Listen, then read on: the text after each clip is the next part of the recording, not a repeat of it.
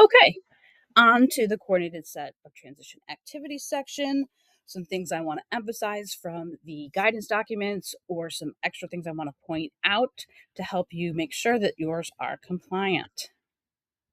In general, about last year, the year before, the phrase "will have the opportunity," the state determined that is no longer a compliant statement anymore. So just make sure you take them out of your activities. And please refer to the insert text document either in this course or right on Frontline for some examples of compliance statements so you can see how to word it without that phrase. And then overall, these activities should be things that the school can do with the student to make sure that help them reach their post-secondary goals. So in terms of the instruction activity, the biggest thing is indicating that this is what the student is working on with their special education program. So from the special education teacher or staff or TA, any of them. It needs to be specific. It should align with some of the academic needs that are mentioned in the present levels or even their measurable annual goals. So here's an example that would be considered non-compliant. You'll notice that it doesn't have the with special education support phrase, and it just says reading, writing, and math, which is really not specific. And when you think about it, every student gets reading, writing, and math in school. So what does this student with disabilities need? So here's a way to fix it that makes it compliant.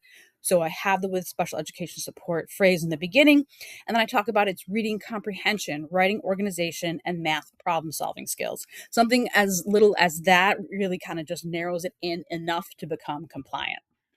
In terms of related services, the biggest thing is that there must be an activity addressed for each related service that they get, with one caveat, and I'll get to that. So if they have 3 related services, you need to mention all 3 in the related services section. Some people do 1 sentence per. If, for example, 2 related services are working on the same thing, it's okay to combine them. So, for example, maybe in OT and PT, they're working on something similar. You can combine it into 1 sentence. So here's one example of a compliant statement. Here's the ones that you do not have to count in the related services. So if you see parent counseling, if they get a related service through consult, and a lot of the skilled nursing you don't want to put in there, especially if you're worried about it kind of getting that gray area of violating HIPAA. So those can be skipped. Everything else needs to be addressed. The other thing just to keep watch for is that if during the annual review or reeval meeting, a related services gets removed, remember to go back in and change it and take that one out of the activities in the coordinated set. It must go all be aligned. In terms of the community experiences and development of employment activities, we no longer can say they're not needed. There should be something that they can be working on. Feel free to use the insert text templates for ideas if you're not 100% sure. So here's one example and another one that can be used in these sections. Acquisition of daily living. Those should be things that teach daily life skills. So this is one example of a compliance statement. But when you're going to do this, I want you to think about, are any of these daily life skills that you think the student needs going to be addressed by the school? For a lot of our high school diploma bound students, the school is not addressing a lot of the daily life skills. Occasionally, they might be in a math class or an elective that might teach some financial planning or budgeting skills, and that might work.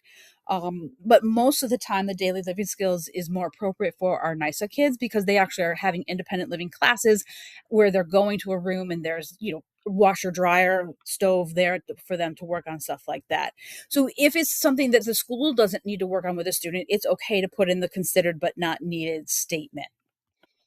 The functional vocational assessment, that has to be approved basically from your AD's boss in order to get done.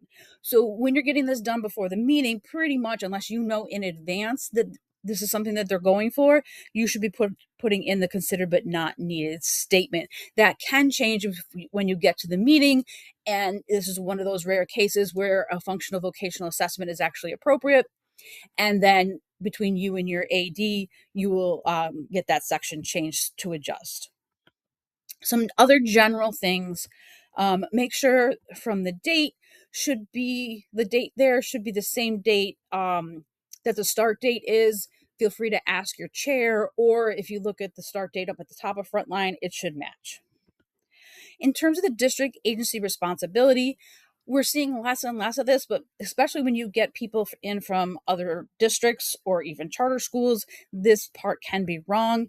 You need to at least put RCSD for the district agency, even if you wrote considered but not needed. We used to be able to say NA. That technically is no longer true because an RCSD team or person was the one responsible for determining that it wasn't needed, so we still put RCSD.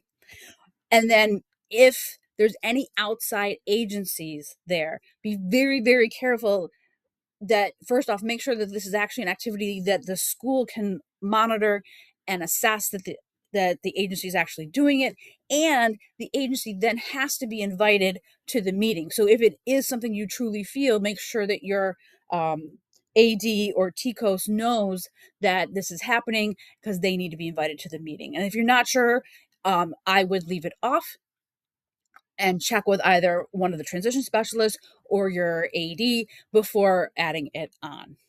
Well, those are all my guidelines. Hopefully that helped. Please use this information and your guidance documents to complete the quiz and the activity for coordinated set of transition activities.